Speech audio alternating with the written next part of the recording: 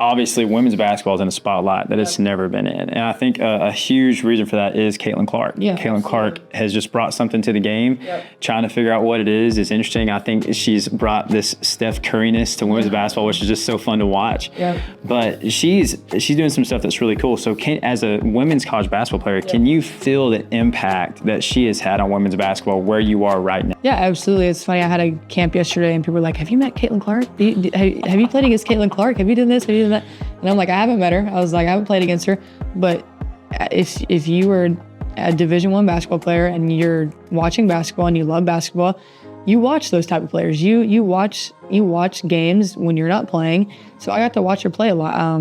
And I think that just the kids' excitement around women's basketball comes a lot from Caitlin Clark, but it comes a lot from other players too. You mentioned Angel Reese and stuff like that. Angel Reese has done a great job growing the game. A lot of people, try to bash her, and I'm like, why are you bashing a girl who literally is just trying to grow the game? And so I think that Angel Reese has done a great job too. But yeah, Caitlin Clark, she's brought to the game what we haven't seen before in a really long time on the women's side, like from a standpoint of the crazy shots that she takes like Steph Curry does. I mean, you just don't see that, and you just don't see it. You don't. You've really seen it. Like, that's what Steph Curry was known for. And so Caitlin Clark has really brought that to the girls' game, just an excitement and a level of like, hey, she can do it too, from a woman's standpoint, if that makes sense. And so I think that just, and everything that she stands for and what she does, just from she never, in my opinion, watching from an outsider looking in, like, she never lets things not go her way impact how she plays. Like, yeah, you might see frustration, but she doesn't let that continue the whole game and let it affect every single play, if that makes sense. She might take a bad shot, after she turned the ball over or something like that, but she doesn't ever let it affect the whole game. And I think that's something that a lot of people need to look at, is just like how. And she shows frustration because she's so competitive. That's how I see it. And so I think that that's too, is like, you're seeing girls be fiery and love the game. Her passion for the game, I think, is what really draws fans. Yeah. I think so. And you played against Angel Reese. I did. What was it like playing against? Playing against Angel Reese, I had to guard her my junior year. And then last year, thankfully, I didn't have to guard her. One of the things that I've always said about Angel Reese, she does her job. She knows what she needs to do on the court. She rebounds the crap out of the ball. She can also finish. But she gets down the floor so quick. She knows how to get position. She knows exactly where her miss is. If she misses it, she knows where it's going, and she's the first to get it. Always. And she never stops moving. And I think that's something that a lot of people can look at her game as, like, she does her job. She knows her job. She plays her role.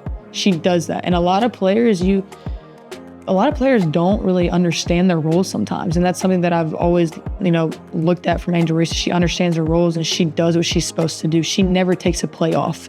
She can defend too. And she's a vocal leader. She's talking to her teammates the whole game. She's encouraging them. She wants them to encourage her. And, like, she's getting on to them too. Like, she's definitely holding them accountable. So not only was she doing her job on the court and being, in a basketball standpoint, she's also doing it in a leadership standpoint of, like, holding her teammates accountable, but she also holds herself accountable. She knows when she needs to do something, or when she didn't do something the best of her ability. And and I think that's something that's so great about her, is, like, when I boxed her out my junior year, I was like, oh my gosh, like, it was she's strong. Like, and she's just a good player. She knows the game of basketball too. Like, last year we played them and she threw this ball behind her head, like, caught the ball, threw it behind, and it's at home in Coleman Coliseum, and the fans go, ooh, like, literally. And I'm like at our home court, and the fans are like, ooh, and she throws it behind her head, a dime to Haley Van Lith. And I don't know I think Haley Van Lith ended up missing the shot, but the pass was incredible. And I'm like, this girl is 6'4", and she didn't even look to see behind her, just catches the ball going full speed and just tosses it behind her, a dime. And I don't think a lot of people realize, like, what she can actually, like, how versatile she really is. Absolutely.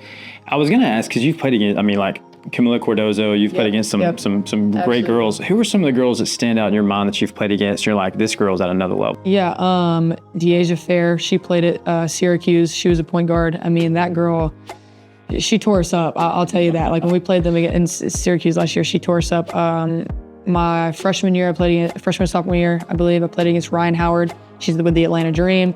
I've never seen somebody come off a ball screen like she does and just be able to shoot it. Just shoom, shoom, shoom, shoom. Like, it's crazy. And then I'm trying to think who else. I mean, I've played against so many good players, honestly, that like my brain is kind of like spinning. So many of them are in the league now. Yeah, so many. I mean, Rakia Jackson at Tennessee, I guarded her last year. Great player. I've always loved that matchup just because I think that, she always plays hard. And a lot of the players that I mentioned, they always play hard. They're always, they want what's best for the team, and they're going to do what they need to do, if that makes sense. And they do their job. I think that's just one of the things that I've realized.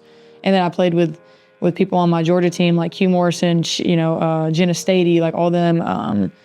Maya Caldwell, she got drafted when she probably didn't think she was going to get drafted her senior year when I was a freshman, and she ended up getting drafted and going to the Atlanta. Who'd she get drafted by? Atlanta Dream, I think.